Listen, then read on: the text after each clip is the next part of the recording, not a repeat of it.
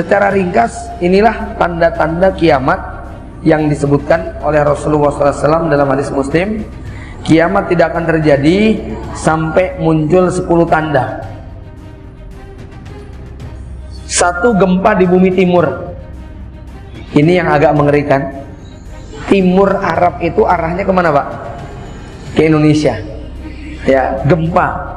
Tapi ini bukan gempa sebetulnya. Khosaf. Khosaf itu bahasa kerennya likuifaksi. Kalau gempa itu zilzal. Tapi kalau khosaf itu ambles, dan itu oleh Allah sudah diperlihatkan. Sejauh ini kita mengikuti perkembangan bencana alam di Indonesia, belum pernah mendengar yang namanya seperti likuifaksi yang ada di Sulawesi. Iya, Pak?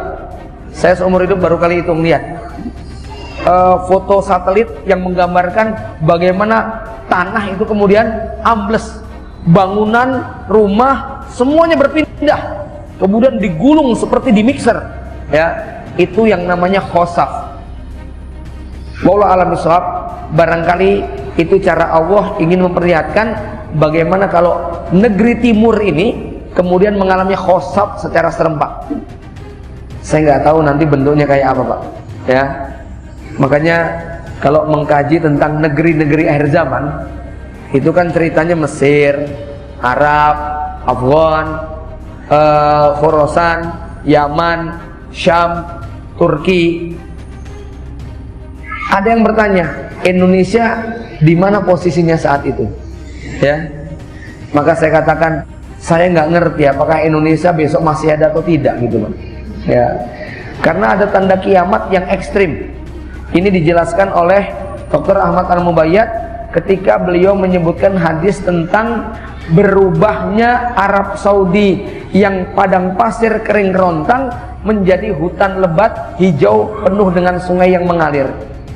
Ya, itu kan Nabi mengatakan la taqumus sa'ah hatta ya'uda, bukan yakuna au yusbiha, tapi apa? Sehingga Arab Saudi, Jazirah Arab, ya, kembali menjadi hutan dan sungai-sungai. Itu bahasa Nabi apa? Kembali. Berarti dulu apa? Dulu Arab itu apa?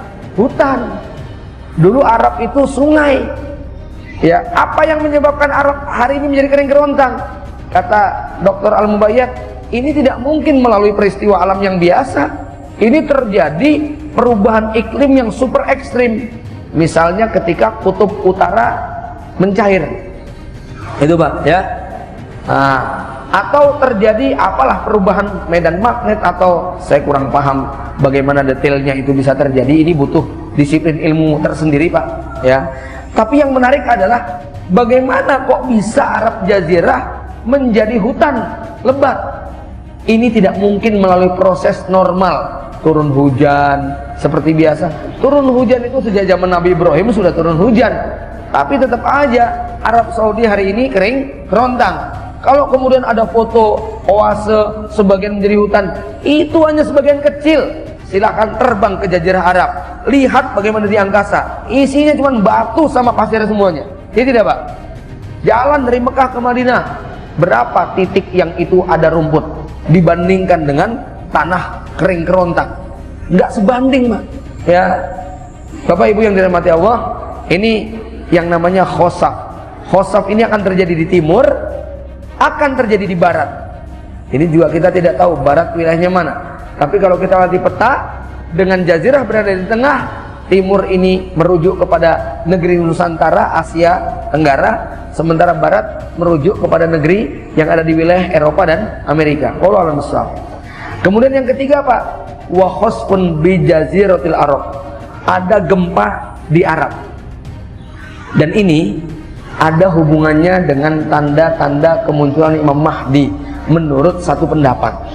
Ya. Jadi khosaf,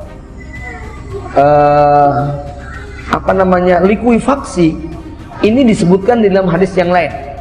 Ketika Imam Mahdi sedang dibaiat, maka ada musuh Imam Mahdi yang dalam riwayat Ummu Salamah disebut dengan nama As-Sufyani, pasukan dari negeri Syam yang kemudian merangsek masuk ke Jazirah karena ingin membunuh laki-laki yang bernama Muhammad bin Abdullah. Tapi begitu sampai di sebuah daerah yang namanya Al-Baida, disinilah kemudian terjadi keajaiban. Apa itu? Bumi ambles. Ada riwayat lain yang kemungkinan terjadi bersamaan, yaitu munculnya api dari jazirah. Api ini tingginya sangat dahsyat, sampai bisa dilihat dari negeri Syam. Ya, jaraknya padahal kurang lebih sekitar 800 mil atau 1200 km. Saking tingginya api tersebut bisa dilihat dari negeri Syam. Masya Allah, ya Bapak Ibu sekalian, ini sama seperti jarak antara Jakarta dengan Makassar, Pak. Ya, jadi kalau di Makassar ada api muncul, di Jakarta kok kambing-kambingnya, kucing-kucingnya lehernya menyala. Bisa dibayangkan seperti apa tingginya api yang ada di sana. Ya rahimakumullah. Nah, kalau peristiwa gempa ini sudah terjadi, dan inilah yang saya katakan tanda paling valid tentang kemunculan Imam Mahdi. Imam Mahdi itu tandanya banyak, Pak, ya. Ya, ada tanda fisik, ada tanda gejolak sosial politik, ada tanda gejala alam semesta. Ya, salah satu tanda gejala alam semesta adalah munculnya bintang berekor yang menabrak bumi. Tapi tentunya kita tidak tahu bintang berekor yang mana, nabraknya di mana, kapasitasnya seperti apa, apakah itu yang dimaksud. Ini yang kita tidak punya ilmu. Maka walaupun kemarin ada isu di Jember ada bintang meteor nabrak di ini dan sebagainya, lalu orang mengkaitkan dengan Imam Mahdi dan seterusnya, apalagi isu baca di Google bunyinya begini-begini, katanya NASA mengatakan dan seterusnya.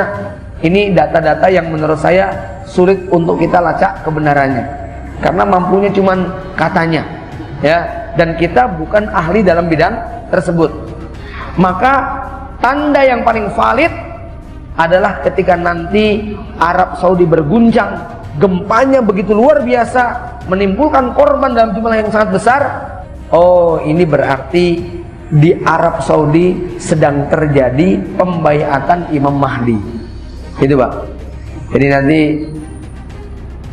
kalau ada yang membawa berita dari Arab, atau nggak usah dari Arab, kita buka di grup, di YouTube, di informasi media sosial, kok katanya ada gempa di Jazirah yang korbannya sangat dahsyat. Kenapa? Nabi mengatakan pasukan depan, pasukan tengah, pasukan belakang semuanya tenggelam. Yang di kebun, yang di pasar, yang lagi jalan-jalan, semuanya ditenggelamkan. Berarti korbannya luar biasa nih, Pak. Ya. Nah, kalau itu kita dengar, insya Allah kemungkinan besar kita akan menyaksikan tanda-tanda yang lainnya. Tapi kalau info itu belum kita dapati, maka berbahagialah. Berarti memang masih cukup panjang.